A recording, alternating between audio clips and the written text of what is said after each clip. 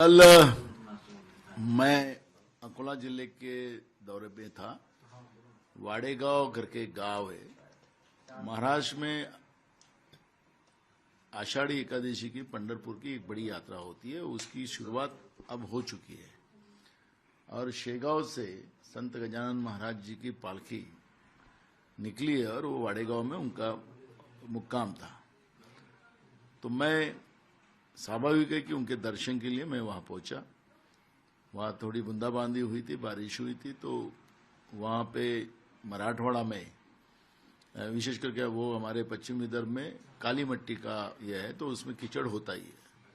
तो मैं गया, उसमें मैं दर्शन किया और दर्शन के बाद में हमारे एक कार्यकर्ता ने पानी का एक अंडा लेके आया और उसने मेरे पैर पे डाला, मैंने धोया। लेकिन इसका इतना बीजेपी ने बवाल किया, जो ईडी के जो दबे हुए लोग हैं, जो अपना कीचड़ कैसा साफ करते हैं अंधेरे में, उसके बारे में बात करना चाहिए ना। राज्य में, देश में भी बहुत है, राज्य की सरकार में भी ईडी के और सीबीआई के दबे हुए लोग कैसे कीचड़ साफ करते हैं, कैसे इनके पैर दबाते हैं, सर दबाते हैं, वो भी दिखाना चाहिए, उसके बारे में बात होना चाहिए। और महाराष्ट्र में जो किसान कर्जे के कीचड़ में फंसा है, उसके बारे में बीजेपी ने बात करना चाहिए। और यही लोग बोलते थे अगर हर घर में नल, नल में जल, तो वो रहता तो मैं नल पे जाके धो लेता था ना, पानी डालने की जरूरत नहीं पड़ती थी ऊपर से। लेकिन इतना ही हारने के बाद बीजेपी की ये हालत इतनी खराब हो सकती है कि कुछ भी बात को इस तरह से बवाल खड़ा करने का।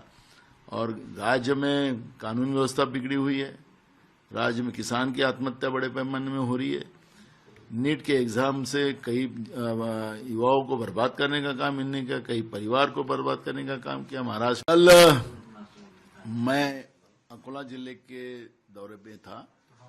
वाडेगांव करके गांव है महाराष्ट्र में।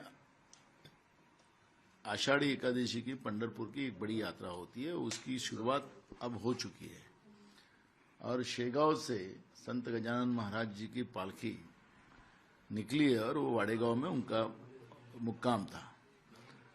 तो मैं स्वाभाविक है कि उनके दर्शन के लिए मैं वहां पहुंचा।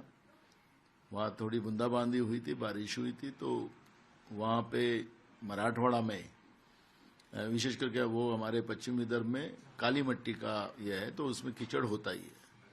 तो मैं गया, उसमें मैं दर्शन किया और दर्शन के बाद में हमारे एक कार्यकर्ता ने पानी का एक अंडा लेके आया और उसने मेरे पैर पे डाला, मैंने धोया। लेकिन इसका इतना बीजेपी ने बवाल किया, जो ईडी के जो दबे हुए लोग हैं, जो अपना कीचड़ कैसा साफ करते हैं अंधेरे में, उसके बारे में बात करना चाहिए ना।